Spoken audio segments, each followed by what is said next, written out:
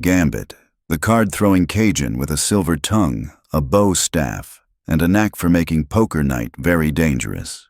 In this episode, we'll take a walk down both Comic Book Lane and Science Boulevard. We'll first explore who Gambit is and what makes his powers so flashy. Then, because we like to mix a little science with our spandex, we'll see if there's any real-world logic to his ability to turn playing cards into timed explosives. We'll weigh human energy output, the physics of thrown objects, and even dabble in emerging battery tech. In the end, we'll find out whether Gambit's powers are just smoke and mirrors, or if there's a shadow of scientific possibility behind those glowing cards. Let's begin with the man himself.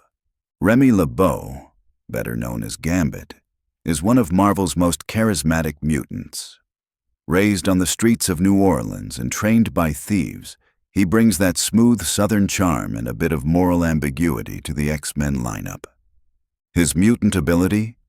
He can charge objects, most often playing cards, with kinetic energy, turning them into projectiles that explode on contact.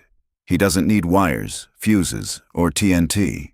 Just a flick of the wrist and boom, instant fireworks. Sounds cool, right? But here's the million-dollar question.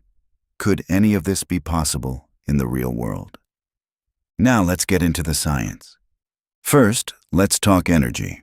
The human body is a chemical machine.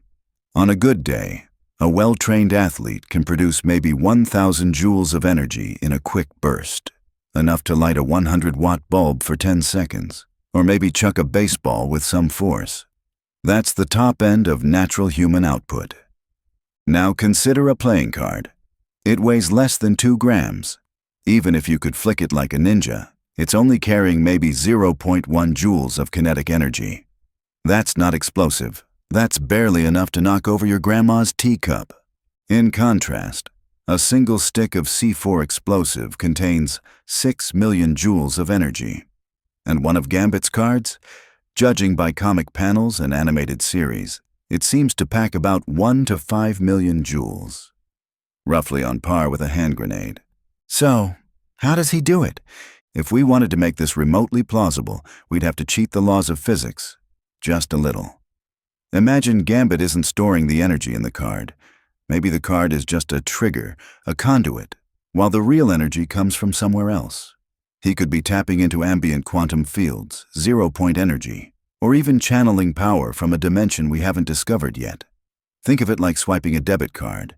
The explosion is in the bank. The card just makes the withdrawal. Another possible explanation? Maybe Gambit's power allows him to temporarily alter molecular bonds, converting matter into energy. But even turning a paperclip's worth of matter into energy via E equals mc squared would level a city block. So, yeah, let's not invite him to the cookout. Could a real-life object store that much energy? Not with today's materials.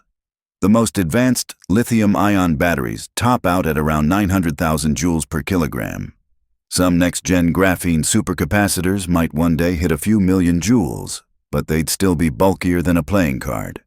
In short, Gambit's power vastly outpaces what our current tech, or even the human body, can produce or store. So, where does that leave us? In the real world, Gambit's powers would violate multiple laws of thermodynamics, energy conservation, and probably a few local ordinances.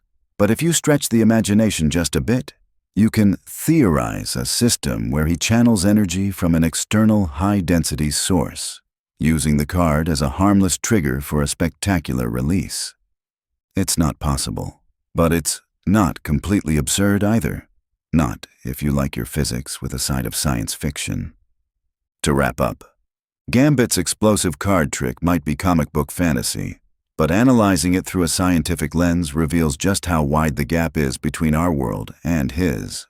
Still, it's fun to imagine, because in every superhero power, no matter how flashy, there's often a flicker of real-world curiosity. And in Gambit's case, well, maybe the real magic is that he makes science look cool, with just a deck of cards and a devilish grin. Until next time, stay curious and keep asking, what if?